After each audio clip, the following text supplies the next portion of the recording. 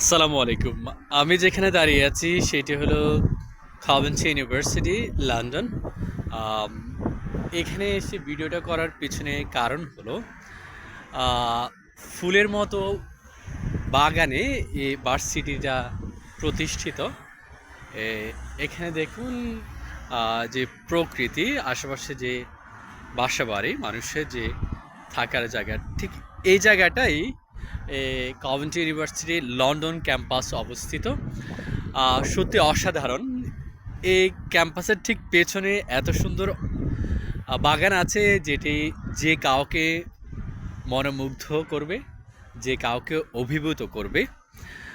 লন্ডনে এমন অনিন্দ্য সুন্দর ক্যাম্পাস খুব বিরল বলা যায়, কারণ লন্ডন এত বেশি ব্যয়বহুল শহর, এখানে এত বেশি স্পেস নিয়ে ক্যাম্পাস অনেকের জন্য কঠিন হয়ে যায়।